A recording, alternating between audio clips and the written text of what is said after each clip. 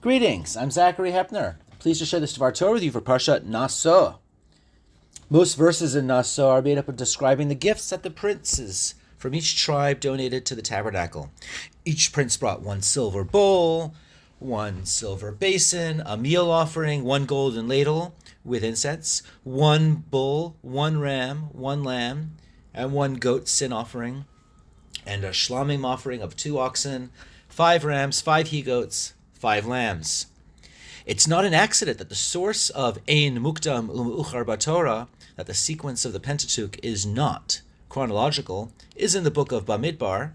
The entire book feels like a series of long footnotes to the Exodus and Leviticus books.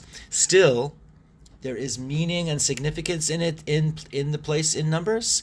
Let's have a close reading.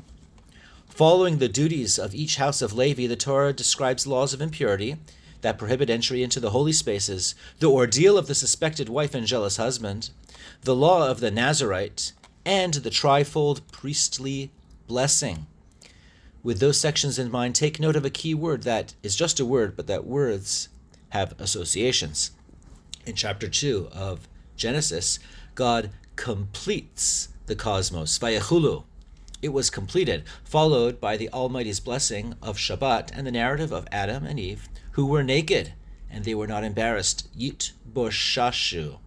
Jump ahead to the end of the first tabernacle section in Exodus, and Vayiten el Moshe kechaloto, vayar ha'am ki voshesh Moshe. The key word boshesh. Moshe was shamefully late with some sexual innuendo, and it is well known and frequently cited, linking the Genesis and Exodus narratives with the word kechaloto.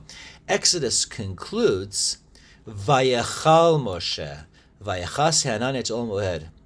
Vayechal, the tabernacle was completed, and the cloud was covering the tent, preventing entrance. It is notable that boshesh in Genesis represents nakedness and exposure, and the tent is covered in a cloud, which is a tabernacle clothing preventing exposure. The narrative of the priestly gifts is a tikkun to the golden calf, and to explain that, we need to see something very interesting. The Torah says, Vayhi bayom kalot Moshe lahakim es hamishkan, on the day that Moses finished setting up the tabernacle. But Targum, Pseudo-Jonathan, says, V'hava biyom reish yachad Nisan pasak Moshe lemikam yat mishkana delo pirkei tuv. Moses, on the first month of Nisan, discontinued to erect the tabernacle, not to dissemble it anymore. The word parquet, to dissemble, is a commentary, not a translation. And the key word is linking the princely gifts to the golden calf narrative, because in the golden calf narratives, Vayomer Alehem Aharon parku, Vayit parku kol ha'am. Aaron tells the Israelites to remove their golden nose rings, and they remove their golden nose rings. Parku, Vayit parku. In Exodus, they took it off. In Numbers, the tabernacle is no longer being dissembled. De lo parquet. Naso does link to the golden calf narrative. Naso has impurity in the camp that requires exodus from the camp. In Exodus, nobody except Moses was allowed up the mountain. The ordeal of the suspected wife and jealous husband, a theme that's well known and linked to the Egel HaZahav, as God is jealous and makes Moses grind the golden calf, and the Israelites drink the golden water, echoing the wife, who drinks the potion of bitter waters. The Nazir, I don't know what it's doing there, but then the priestly gifts have a golden bowl and basin, which are golden.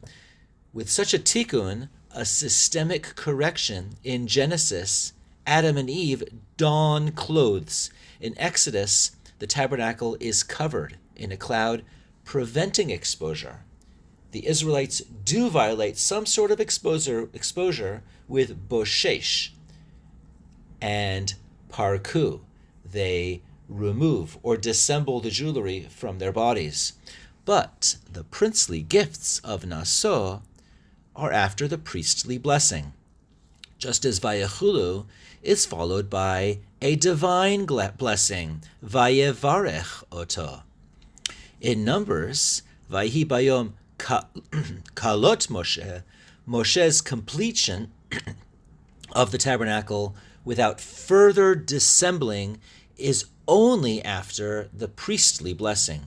In conclusion, premature haste may have negative consequences. Adam and Eve had premature haste. The Israelites had premature haste, and that leads to boshesh parku, no signs of a blessing.